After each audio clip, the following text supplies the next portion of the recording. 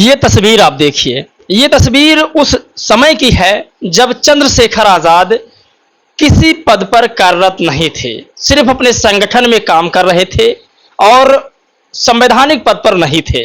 आप ऐसा कह सकते हैं कि सिर्फ और सिर्फ उन्हें पब्लिक का उस समय सपोर्ट और समर्थन था, तब इन्हें पुलिस अरेस्ट कर रही थी।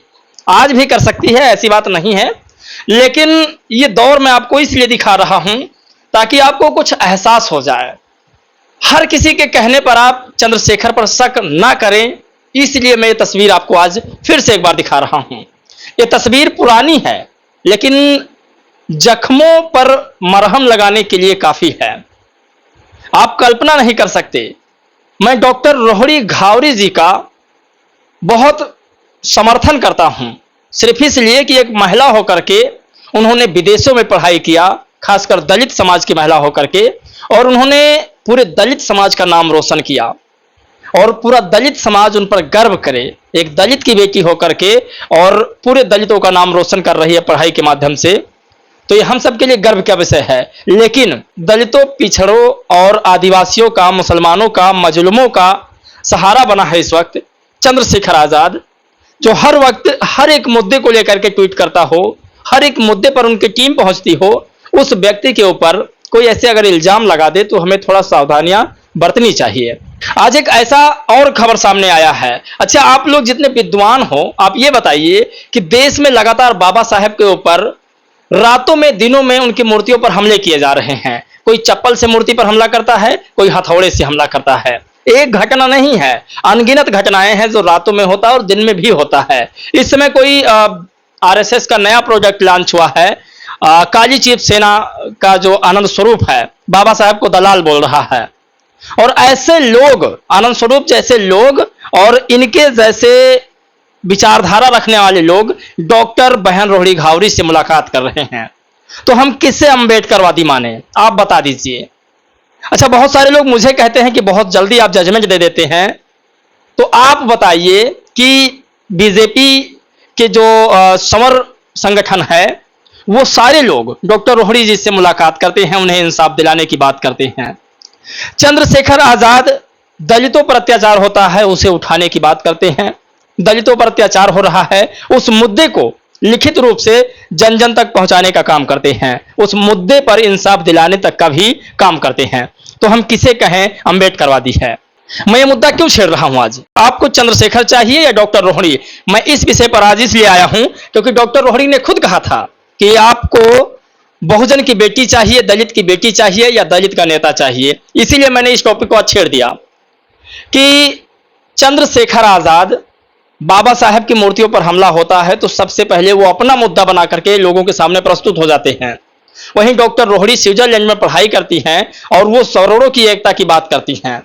खैर, भारतीय संविधान सबको आजादी देता है और सबको मौलिक अधिकार है कि कोई कुछ भी कर ले, लेकिन आज का जो विषय है वो विषय ये है कि लगातार जब बाबा साहेब की मूर्तियों पर हमला होता है तब डॉक्टर रोहड़ी जी, ये पूरा उनका एक्स अकाउंट है, आप देख लीजिए, एक भी अगर उनके ट्विटर पर बाबा साहेब की मूर्ति को लेकर के पोस्ट हो तो आप बताइए। कोई दलित व्यक्ति मारा जा रहा हो उसको लेकर के यदि पोस्ट हो तो बताइए। अब ये बहन जी कहती हैं कि चंद्रशेखर ने मिशन को बेच लिया है। हो सकता है इनकी नजर में मिशन को बेचना इसी को कहा जाता हो कि दलितों का मुद्दा उठाया जाए, उसे मिशन बेचना कहा जाता हो। लेकिन मेरी नजर में दलितों के जो मुद्दे उठाते हैं, बहुजन और संविधान की जो बात करते हैं, असल में बहुजन आंदोलनकारी वही होते हैं। मैं आज एक वीडियो दिखाता हूं, ये आप वीडियो देखिए, स्क्रीन पर शो हो रहा है। ये तकरीबन 2:36 का है, लगभग 2:30 बजे का है, रात्रि के 26 तारीख आज ही। तो ये बाबा साहेब की मूर्ति को किस तरह से हथौड़े से आप देख सकते हैं, किस तरीका से हथौड़े से इन पर प्रहार किया जा रहा है। रात के अंधेरे में आकर के बाबा साहेब की मूर्तियां तोड़ रहे हैं। आप सोचिए बाबा साहेब में कितनी ताकत है, आप कल्पना नहीं कर सकते। अभी तक डॉक्टर रोहड़ी ने इस मुद्दे को नहीं उठाया है। चंद्रशेखर ने इसे सुबह से ही ट्रेंड कराकर रखा है कि लोग जाने कि बाबा साहेब के साथ क्या हो रहा है, उनकी मूर्तियों के साथ क्या हो रहा है। चंद्रशेखर ने क्या लिखा है इस मुद्दे पर, यह आपको बताएंगे। और जो लोग कहते हैं मुझे कि जजमेंट आप जल्दी देते हो, तो मैं जजमेंट इसीलिए देता हूं जल्दी, क्योंकि हमारा समाज जो है भावनाओं में बहक जाता है। बहुत सारे लोग आकर के कह देते हैं मैं बहुजन हितैषी हूं, जय भीम फलाना वगैरह वगैरह, तो इससे हमारा समाज तुरंत बहक जाता है और एक तरफा हो जाता है। लेकिन लोगों का इतिहास नहीं समझ पाता है। ये आप हाथों में हथकड़ी देख सकते हैं, चेहरे पे मुस्कान तब भी है।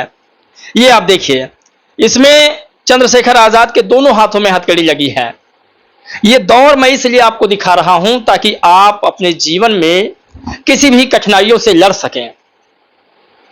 बहन जी का एक दौर जब मैंने बहुत सारे चैनलों पर अपने दिखाया तब लोगों ने तारीफ किया, तो वाकई में बहन जी का जो दौर था उस दौर में शायद कोई महिला बाहर नहीं निकलती थी। और चंद्रशेखर का जब दौर था तब बहुत सारे युवा चंद्रशेखर को खींचने में लगे हुए थे कि ऐसा काम ना करो।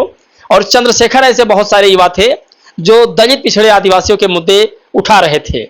और आज जब ये मुद्दा उठ रहा है इंटरनेशनल मामले पर चंद्रशेखर के द्वारा, तब कई संगठन और कई महिलाएं डॉक्टर रोहिणी जैसी चंद्रशेखर को रोकने के लिए बहुत सारे हथकंडे अपना रही हैं। खैर, चंद्रशेखर का और डॉक्टर रोहिणी का जो भी रिलेशन है वो है या नहीं, चंद्रशेखर ने इस पर कोई अप्रूवल नहीं दिया है।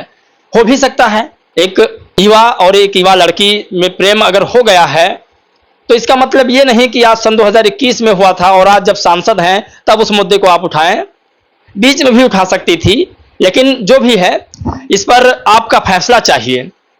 और चंद्रशेखर ने क्या कहा है, क्या ट्वीट किया है बाबा साहब की उस मूर्ति को लेकर के, ये आपको हम बताते हैं।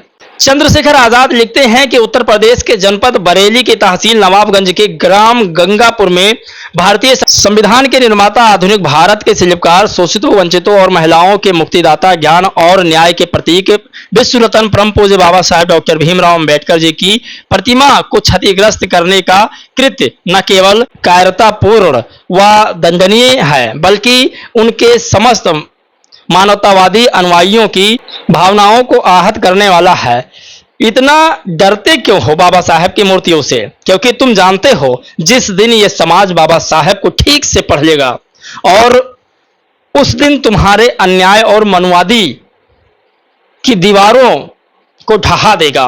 शासन प्रशासन द्वारा दुस्साहसों पर कठोर कार्रवाई होने के कारण ऐसे कृत्य आए दिन हो रहे हैं। यह नफरत केवल मूर्तियों तक सीमित नहीं, यह बहुजन समाज के आत्मसम्मान, इतिहास और भविष्य पर हमले हैं। हम यूपी गवर्नमेंट से मांग करते हैं दोषी की शीघ्र, अतिशीघ्र गिरफ्तारी हो और सख्त से सख्त कार्रवाई हो। क्षतिग्रस्त प्रतिमा के स्थान पर शीघ्र नई और भव्य प्रतिमा स्थापित की जाए। बाबा साहेब अम्बेडकर का अपमान नहीं सहेगा बहुजन समाज। तो बाबा साहेब का अपमान नहीं सहेगा बहुजन समाज। मैं इसीलिए कहता हूं कि बहन डॉक्टर रोहिणी घावरी ने अगर एक भी ट्वीट बाबा साहेब के पक्ष में लिख दिया होता तो मैं इन्हें बहुजन हितैषी मान जाता। मैं चूंकि बहुजन समाज का यूट्यूबर हूं तो मैं सबसे पहला प्राथमिकता बहुजन समाज का ही रखूंगा। अब बहन डॉक्टर रोहिणी जो है वो कहती हैं सवर्ण एकता को हम बनाए रखूंगी, लेकिन मैं कहता हूं मैं बहुजन एकता को इकट्ठा कर लूं, वही मेरे लिए बहुत बड़ी बात है।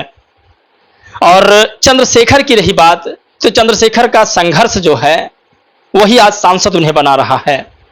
अगर संसद में चंद्रशेखर पहुंच रहे हैं तो इसमें जलन होने की बात नहीं है, किसी को जलन नहीं होनी चाहिए। वो अपने मेहनत की वजह से आगे बढ़ रहे हैं और साथ में बहुजनों का भी कल्याण कर रहे हैं। बाकी आप लोग भी अपनी राय प्रतिक्रिया दे सकते हैं, डॉक्टर रोहिणी को भी दो शब्द कह सकते हैं।